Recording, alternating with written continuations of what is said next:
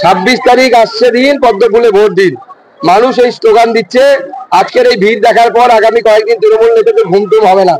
মানুষজনকে বলবো বাড়ি ঘরের দরজা ভালো করে লাগিয়ে রাখবেন, জেগে থাকলে চুরি করার অভ্যেস বেড়ে যাবে।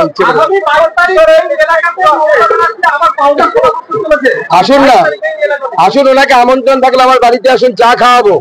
আর ওনার কাছে অনুরোধ, এবার 26-এ জেতার পর, এই 24-এ জেতার পর ওনার কাছে অ্যাপয়েন্টমেন্ট চাইবো দক্ষিণ দিনাজপুরে মেডিকেল কলেজ তৈরির জন্য, যেন অ্যাপয়েন্টমেন্টটা দেন আমাকে, এবং আমি গিয়ে মেডিকেল কলেজ তৈরির জন্য কথা বলবো।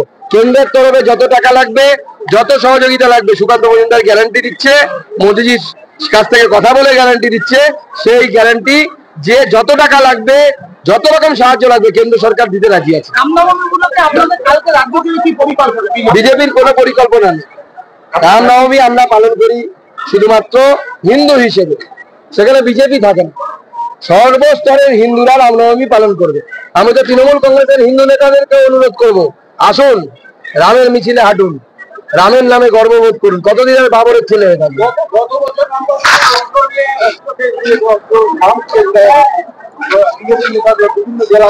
দেখুন, এটাই তো তৃণমূল কংগ্রেসের দুরাচারিতা। আমরা অন্য ধর্মকে ছোট করছি না, কিন্তু মহরমের মিছিল যদি অস্ত্র নিয়ে হতে পারে, তারা যদি কেস না খায়, তাহলে রামনবমীর মিছিলে অস্ত্র দিয়ে গেলে পরে কেস খাবে কেন? আমাদের হিন্দুদের সমস্ত দেবদেবীর হাতে অস্ত্র আছে, তো আমরা কেন অস্ত্র নিয়ে গেলে পরে আমরা কেস পাবো?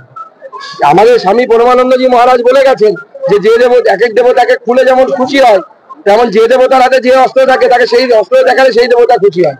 তা আমরা আমাদের ঋষি মুনি স্বামীজি তাদের কথাই তো মানবো।